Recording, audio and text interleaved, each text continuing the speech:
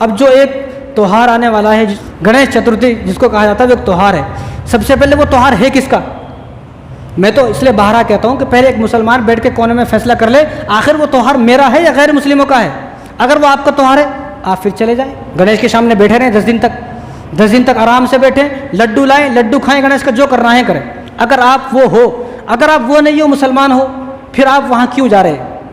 इसलिए मैं कहता हूँ कि अब जो कल 7 तारीख है, 7 तारीख से ये त्यौहार शुरू होगा, 10 दिन तक ये त्यौहार होता है गणेश चतुर्थी का।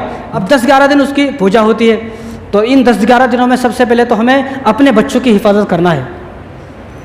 हमारे बच्चे रात भर कहाँ बैठे हुए? गणेश के सामने बैठे हुए हैं रात भर, और हमारी नौजवान लड़कियां बुरखे में वो गणेश के सामने बैठकर उसका लड्डू खा रही हैं और गणेश के सामने पूजा कर रही हैं।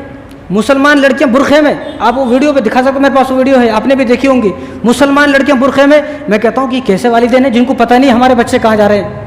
रात भर बच्चे बैठे हुए हैं, रात भर बच्चा गायब है घर से, गणेश के सामने बैठा हुआ, कोई फिक्र नहीं है। और मस्जिद का इमाम अगर आधा मिनट भी लेट आ गया और कयामत आ गई, गुस्सा हो जाता है, चेहरा बना लेता है, ऐसा लगता है कि मेरा बस चले तो इसके गिरबान पकड़कर पूछूं तो आधा मिनट कहाँ था। और यहाँ खुद की बेटी, इसलिए मैं बारहा कहता हूँ खुद की बेटी पर नज़र रखो, खुद के बेटे पर नज़र रखो। खुद के बेटे और खुद की बेटी पर नज़र रखा होता, जितनी नज़र इमाम पर है उतनी नज़र खुद के बेटे बेटी पर रखा होता तो तेरा बेटा आज फरमाबरदार होता, नेक होता, मुत्तकी होता, परहेजगार होता, 5 वक्त का नमाज पढ़ने वाला होता।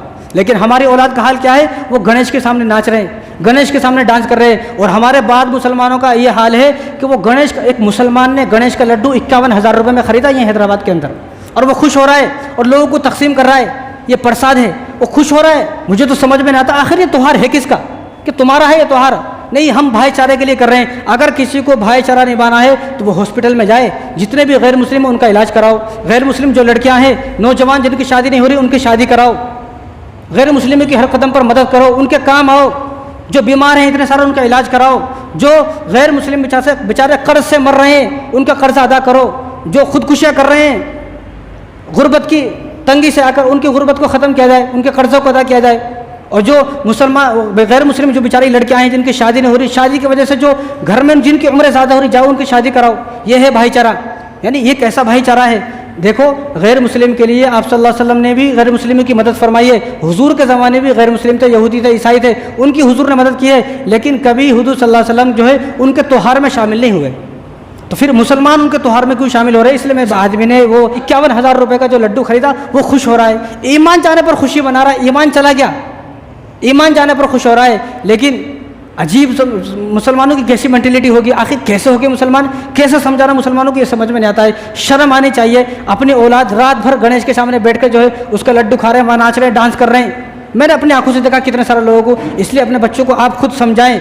अगर गैर मुस्लिमों की इतनी फिक्र है तो उनके साथ हुस्न सलूक करें। अब लोग क्या है, पूरे साल धोखा दिया गैर मुस्लिम को, पूरे साल झूठ बोला, पूरे साल जो 2 नंबर के काम किया। अब वो जो इतनी हरामखोरी जो की है गैर मुस्लिम के साथ, अब सोच ये है कि एक दिन मैं उनके साथ शामिल हो जाऊंगा, वो सारे जितने भी मेरे झूठ हैं, धोखे हैं, फरेब है, जितने भी मेरी जो अय्याशी है, जितने भी मेरी जो है वो जितने भी मैंने गलत काम उनके साथ किए वो सारे ख़त्म हो जाएंगे। ऐसा ख़त्म होने वाले नहीं है। अगर किसी आदमी को गैर मुस्लिमों के काम आना है पूरे साल, देखो हुजूर सल्लल्लाहु अलैहि वसल्लम के ज़माने में यहूदी ईसाई क्यों मुसलमान हुए? जो 1.25 लाख सहाबा थे वो पहले कोई यहूदी थे, कोई ईसाई थे। हुजूर सल्लल्लाहु अलैहि वसल्लम उनके त्योहारों में शामिल नहीं होते थे, बाकी उनकी मदद करते थे। तो वो खुद सोचते थे भाई ये आदमी कितना अच्छा है, हमारी मदद करता है, हमारे काम आता है, लेकिन हमारे त्योहारों में शामिल नहीं होता है, कोई तो वजह है। फिर वो पढ़ते थे, दीन को पढ़ते थे, हुजूर सल्लल्लाहु अलैहि वसल्लम से मिलते थे, सहाबा से मिलते थे, तो उनके दिल के अंदर दीन उतरता था।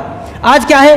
आज मुसलमान गैर मुस्लिमों के सारे त्यौहार में शामिल है, उसको पता ही नहीं मुझे किस त्यौहार में शामिल होना है नहीं होना है। अगर और लड्डू जो गणेश का जो लड्डू है, ये इसके बारे में अल्लाह ने फरमाया, अल्लाह ने, क्योंकि ये जो लड्डू है ये गैरुल्लाह पर चढ़ाया हुआ लड्डू है, और जो गैरुल्लाह पर चढ़ा दिया गया वो मुसलमान के लिए हराम हो गया। वमा उहिल्ला बिही लिगैरिल्लाह, जो गैरों के नाम पर चढ़ा दिया गया कोई भी चीज़ हो वो मुसलमान के लिए खानी हराम हो गई। अब ये गणेश का लड्डू भी खाना हराम है। अपने बच्चों को बचाएं, बच्चों की हिफाजत करें। रात भर जो है बच्चा वो बैठा हुआ है गणेश के सामने, इसको कुछ पता ही नहीं है, कुछ पता नहीं है कहाँ मेरा बच्चा, कहाँ है मेरी जवान बच्ची। और ये जवान बच्ची जो बुरखे में इतनी सारी नाच रही है, डांस कर रही है गणेश के सामने, 1-2 नहीं बल्कि 30-40 बच्चियाँ जो डांस कर रही है, ये कोई ऐसा नहीं है आसमान से आई और आसमान में चली गई, ये भी हमारी तुम्हारी किसी की बेटियाँ हैं। तो जब भी कोई ऐसा त्यौहार आए अपने बच्चों को समझाया जाए, अपने बच्चों को समझाए भाई ये हमारा त्यौहार नहीं है, हमारे पास और त्यौहार है।